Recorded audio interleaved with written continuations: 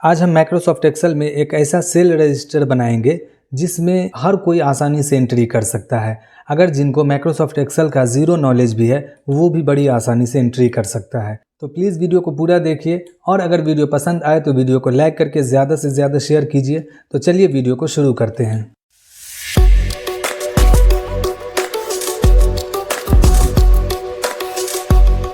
तो सबसे पहले हमें यहाँ पर हेडिंग देना होगा। जो हम हेडिंग रखना चाहते हैं, जो नाम रखना चाहते हैं वो हेडिंग देंगे। तो यहाँ पर हम टाइप करेंगे पहले कस्टमर डिटेल्स। अभी इसको ऐसे ही रहने देंगे, हम यहाँ से अभी मर्ज नहीं करेंगे। देखते हैं जितने कॉलम का यहाँ पर हम यूज़ करेंगे उस कॉलम के बराबर में इस हेडिंग को मर्ज करेंगे।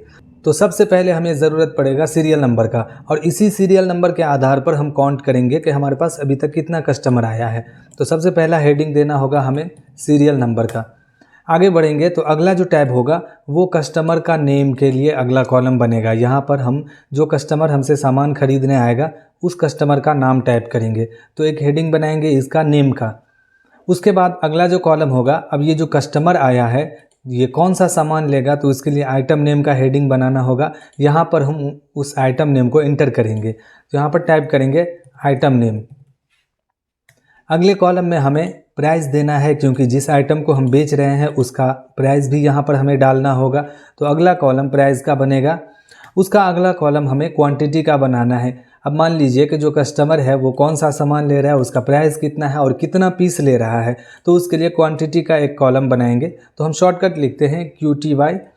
तो इस तरह से क्वांटिटी का कॉलम बना लेंगे। अब हमें टोटल करना होगा। मान लीजिए जो कस्टमर सामान लिया है उस सामान का क्या प्राइस है और कितना पीस ले रहा है, तो इन दोनों को हमें मल्टीप्लाई करना होगा। तो यहाँ पर हम टोटल का एक कॉलम बनाएंगे।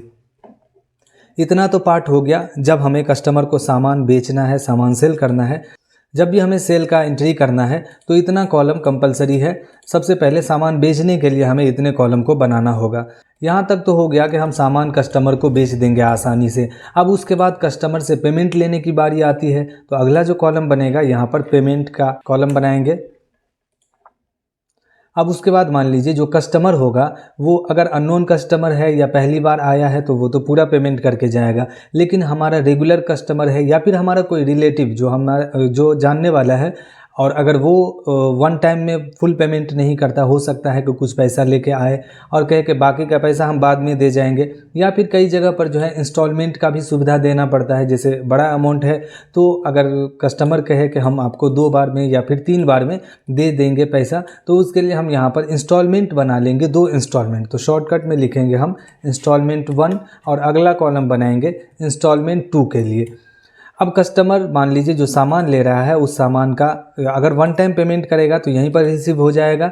और अगर मान लीजिए कि कुछ पैसा एक बार दिया, जो बाकी ड्यूज़ बचेगा वो अमाउंट अगले इंस्टॉलमेंट में देना है, या फिर बड़ा अमाउंट है तो आपको सेकंड इंस्टॉलमेंट में वो कंप्लीट पेमेंट कर देना है। तो अब इसके लिए हमें यहाँ पर टोटल पेड का भी एक कॉलम बनाना होगा, जहाँ पर हम देखेंगे कि अभी तक हमारे पास कितना पैसा रिसीव हुआ है। जैसे मान लीजिए इनसे हमें 500 रुपया लेना था, एक बार 200 रुपया दे के गया, फिर 250 रुपया दे के गया, है ना। तो अभी तक टोटल पेड कितना हुआ है। अब मान लीजिए टोटल पेड के बाद हमें ड्यूज़ अमाउंट भी तो जानना होगा कि इस कस्टमर पे टोटल ड्यूज़ अमाउंट कितना बचा हुआ है। तो यहाँ पर हम एक हेडिंग बनाएंगे ड्यूज़ का। इतना, बस इतने हेडिंग से अब हमारा काम हो जाएगा। अब इन सभी को सेलेक्ट करेंगे और इसे सेंटर में करेंगे और इसको बोल्ड कर दीजिए। अब हम यहाँ पर ये जो हेडिंग दिए हैं कस्टमर डिटेल्स का, इसे यहाँ से मर्ज कर देंगे आसानी से। तो मर्ज एंड सेंटर वाले ऑप्शन पे क्लिक करेंगे और इसका जो भी साइज़ बढ़ाना है आप यहाँ से इस तरह से साइज़ बढ़ा लेंगे, इसको बोल्ड कर देंगे और यहाँ पर कोई कलर दे देंगे बैकग्राउंड में। अब यहाँ से जहाँ तक हमें एंट्री करना है उतने रेंज को सेलेक्ट करेंगे और सेलेक्ट करने के बाद में हम यहाँ से बॉर्डर्स वाले ऑप्शन में आएंगे। यहाँ से ऑल बॉर्डर को सेलेक्ट करेंगे तो इस पूरे डेटा पे बॉर्डर अप्लाई हो जाएगा। अब यहाँ पर हम एक एंट्री करके देखते हैं। जैसे मान लीजिए पहला कस्टमर हमारे पास आया, उस कस्टमर का नाम है अमन कुमार और ये कस्टमर जो है सामान लेने आया है और इस कस्टमर को कीबोर्ड चाहिए। तो यहाँ पर हम टाइप करेंगे कीबोर्ड। अब हम देखेंगे कि इस कीबोर्ड का प्राइस क्या है। तो यहाँ पर हम कीबोर्ड का प्राइस टाइप करेंगे। अब उसके बाद कस्टमर से पूछेंगे कि आपको कितना पीस चाहिए। मान लीजिए कस्टमर कह रहा है कि 3 पीस चाहिए, तो हम यहाँ पर क्वांटिटी में 3 डालेंगे। अब यहाँ पर हमें टोटल करना होगा, तो प्राइस को क्वांटिटी से मल्टीप्लाई कर देंगे तो यहाँ पर टोटल अमाउंट निकल के आ जाएगा। तो हम टाइप करेंगे इक्वल टू उसके बाद में प्राइस वाले सेल को सिलेक्ट करेंगे, मल्टीप्लाई का साइन लगाएंगे, स्टार का साइन लगाएंगे, उसके बाद क्वांटिटी वाले सेल को सिलेक्ट करेंगे। अब इंटर करेंगे तो यहाँ पर टोटल अमाउंट निकल के आ जाएगा। बाकी सारे फील्ड में भी हमें टोटल निकालना है, तो बस यहाँ पर इस कॉर्नर पे क्लिक, यहाँ पर कर्सर रखेंगे, प्लस का साइन बनेगा, यहाँ से पकड़ के हमें नीचे की तरफ ड्रैग कर देना है, जहाँ तक हमें एंट्री करना है वहाँ तक ड्रैग कर लेंगे, तो इन सभी सेल पे फॉर्मूला अप्लाई हो जाएगा। अब बात आती है पेमेंट लेने का। मान लेते हैं कि ये कस्टमर जो है 500 रुपया दे के जा रहा है, बाकी का जो पैसा बचेगा वो बाद में देगा, तो यहाँ पर हम पेमेंट रिसीव करेंगे 500 रुपया। तो पेमेंट अभी तक हमारे पास कितना आया है, 500 रुपया दिया, फिर अगली बार कुछ पैसा देगा, फिर उसके अगले बार अगर मान लीजिए कुछ बाकी रहता है तो पैसा देगा। तो हमें टोटल पेड पता होना चाहिए कि अभी तक हमारे पास कितना पैसा आया है। तो हम यहाँ पर सम का फॉर्मूला लगाएंगे, टाइप करेंगे equal to sum, bracket open करेंगे और यहाँ पर पेमेंट वाले सेल को, इंस्टॉलमेंट 1 वाले सेल को और इंस्टॉलमेंट 2 वाले सेल को सिलेक्ट करेंगे, क्योंकि ये तीनों सेल में कस्टमर जो पेमेंट करेगा उसी का एंट्री होगा इन तीनों सेल में। तो इस तरह से हम ब्रैकेट क्लोज करके इंटर करेंगे तो यहाँ पर आपको टोटल पेड पता चल जाएगा। जब कस्टमर 500 रुपया पेमेंट किया था तो यहाँ पर टोटल पेड 500 रुपया आएगा। अब यहाँ पर भी इसी तरह से इस फॉर्मूले को नीचे तक ड्रैग कर देंगे। अब उसके बाद हमें ये भी पता होना चाहिए कि अब ड्यूज़ अमाउंट कितना बचा है। ये कस्टमर जो है 1050 रुपये में 500 जमा किया है, तो अब ड्यूज़ अमाउंट कितना बचा है, तो यहाँ पर ड्यूज़ के लिए फार्मूला लगाना होगा। तो टाइप करेंगे इक्वल टू, और जो कस्टमर को पेमेंट करना है, मतलब कस्टमर से हमें जितना पैसा लेना है उस सेल को सिलेक्ट करेंगे, टोटल वाले सेल को, और माइनस कर देंगे टोटल पेड को, जो अभी तक हम पा चुके हैं उस अमाउंट को माइनस कर देंगे। अब जैसे एंटर करेंगे तो यहाँ पर ड्यूज़ अमाउंट निकल के आ जाएगा। अब इसको भी इसी तरह से ड्रैग कर देंगे तो बड़ी आसानी से जो है एक कंप्लीट शीट बन जाएगा। मान लेते हैं कि ये कस्टमर 550 रुपया बाकी है और अगली बार 300 रुपया दे के गया, तो यहाँ पर टोटल पेड 800 रुपया आ जाएगा ऑटोमेटिक। यहाँ पर 500 और 300 800 आ जाएगा। ड्यूज़ बचा 250 रुपया। यहाँ पर अब अगले इंस्टॉलमेंट पे 250 जैसे ही देगा तो आप देख सकते हैं कि टोटल पेड रिसीव हो गया है, जितना कस्टमर को देना था उतना हम पा चुके हैं, तो ड्यूज़ अमाउंट 0 हो जाएगा। फिर से अगला एक एंट्री देख लेते हैं। दूसरे नंबर पे कोई कस्टमर आया जिसका नाम मुकेश कुमार है। इनसे पूछेंगे कि क्या सामान चाहिए, इनको माउस चाहिए, तो माउस का प्राइस हम देखेंगे कि कितना प्राइस है। मान लीजिए 240 रुपया है। क्वांटिटी कितना पीस ले रहा है, 7 पीस ले रहा है। अब हमें फार्मूला लगाने का ज़रूरत नहीं है। टोटल अब हमें कस्टमर से 1680 रुपया लेना है, तो यहाँ पर टोटल ड्यूज़ बता रहा है।